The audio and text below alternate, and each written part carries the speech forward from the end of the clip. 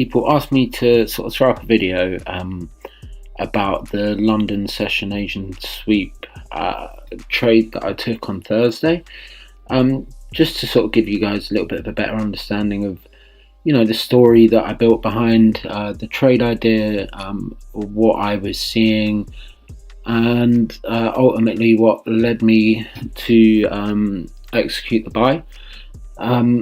So yeah, let's just jump straight onto the chart, and I'll show you what I was looking at.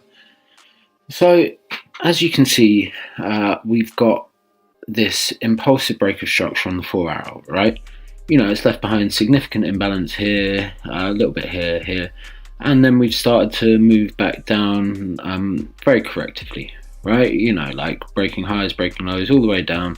There's some beautiful trades in here. I think Phantom posted a couple of case studies, and I'm sure you've all seen and have been involved in some of the sort of Asian sweep trades that have happened on cable and the other pairs recently, because it's becoming one of our sort of go-to moves, which we all know how powerful it can be. So yeah, we've moved down correctly. We've got this sort of overall accumulation schematic down here. I'm not going to mark the whole thing up, but the important thing is the spring here that takes out these equals over here, right? So there's the impulsive break, the corrective move, the liquidity grab, right? And then this just smashes up, breaks 4 levels of structure, leaving behind this POI here, right?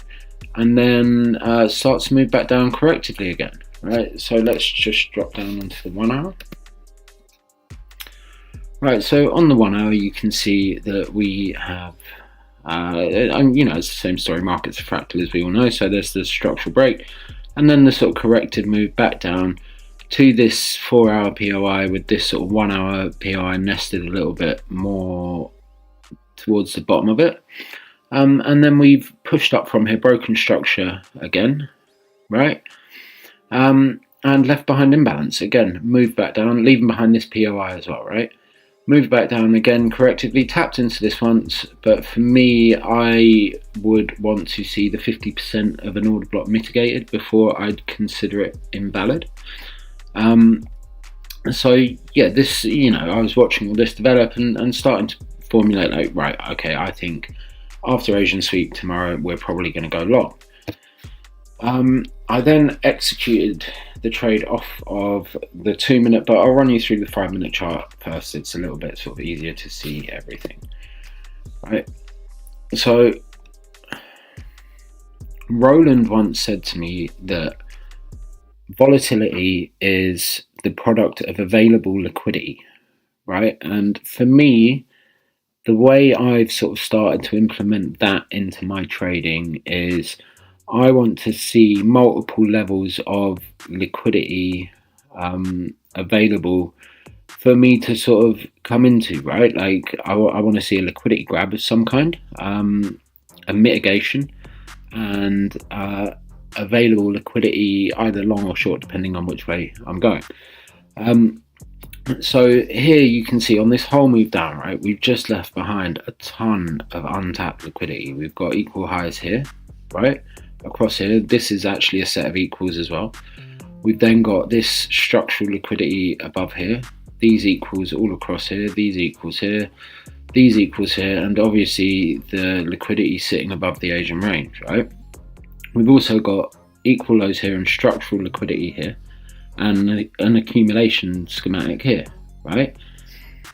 This then drops down right at the sort of end of spread hours coming into Asian session, drops down and mitigates the 50% of this schematic, right?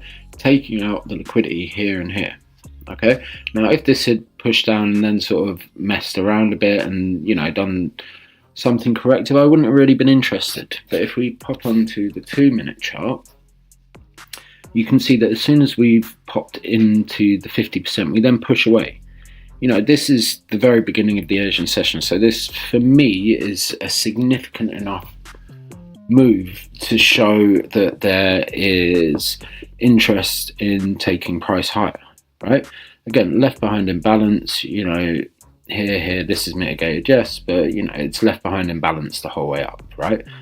Yeah, moved down through Asia, not really created a very large range at all. And then we've just got this sort of liquidity sitting below the Asian session, right? So for me, what that sort of says is that once we tap into this POI, we're probably going to move off to the upside, right? Targeting the liquidity here, and all the aforementioned liquidity up here, right? You know, with fundamentals the way they are at the moment as well, the dollar is inherently not that strong. But yeah, I mean, I hope you can see the way I've built the trade idea around a series of mitigations. So there's a mitigation of a 4-hour block, a mitigation of a 1-hour block, and then a mitigation of a sort of 5-minute accumulation, right? So that to me signifies like bullish order flow, right? It's someone building a position, they want to take price long, right? As we know, like the financial institutions aren't going to be able to get all of their orders filled at one price because the moves away would just be too violent. There's not enough liquidity to fill the amount of money that they're putting into the market, right? You know, price then comes down, coming into London, taps in, right, and has an instant reaction, which is what we always want to see. And, you know, I didn't expect this to happen, but then it just absolutely floors it to the upside, right? I closed a large portion of my position at the Asia high for around 1 to 8, and left sort of 20% or so of my trade on to run. My initial thought was, you know, the previous untapped Asian high, to make new highs possibly. Unfortunately or fortunately, as far as you want to decide it, I potentially mismanaged it a little bit because we came up to this POI here, and it just sort of started slowing down and started looking fairly like a distribution schematic to me. So I was actually interested in that point at taking it short back down to this level to then pop up again, right? The whole trade ended up hitting target pretty soon afterwards, after consolidating a little bit there and then continuing to move up. And you know, the whole trade hit target, and I closed it for a 1 to 30. I don't actually know the total sort of percentage gain off of that. I haven't figured it out yet. But you know, needless to say, it was a nice trade, right? Yeah, there's things I probably could have done better in it. You know, once I'd seen that sort of violent move away, I probably could have kept a portion of, or a larger portion of my position on and all of that sort of stuff. But you know, that's what ASR is for, and what we are all learning to do, right, is to constantly refine our plans and refine how we approach the market. I hope that makes sense for everyone. Yeah, like, I think for me the important thing is just building that story behind your trade, right?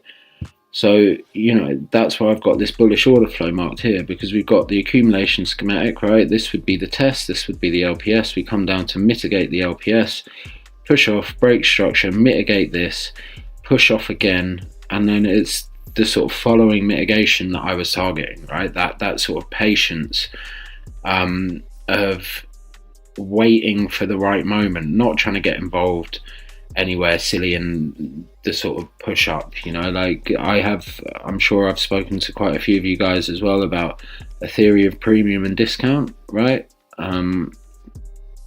So, oh, sorry, wrong one.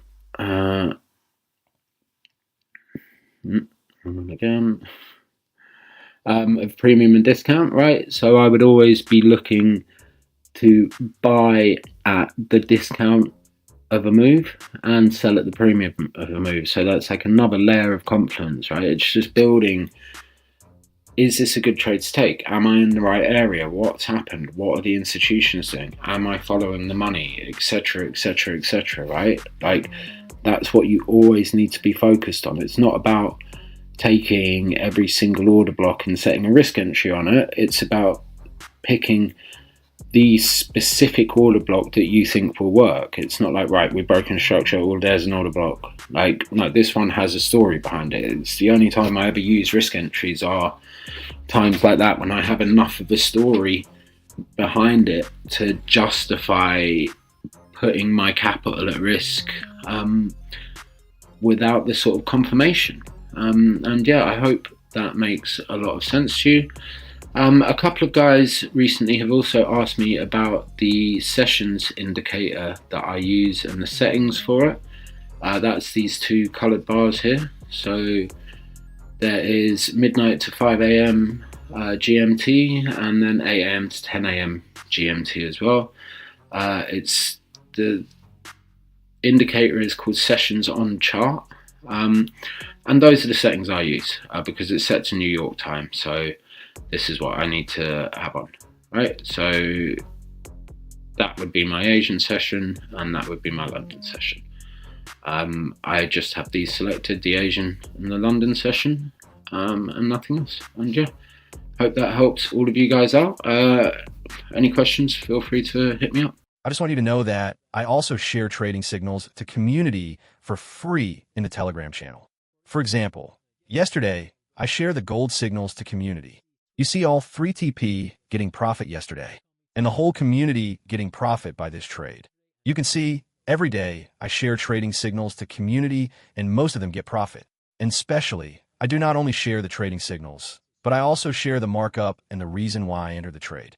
And by this one, everyone in the community can understand the reason, and by that, everybody can improve their trading skill. And to join community for free, you can click on the description of this video and click this link here, and you will be directed to the community and join for free.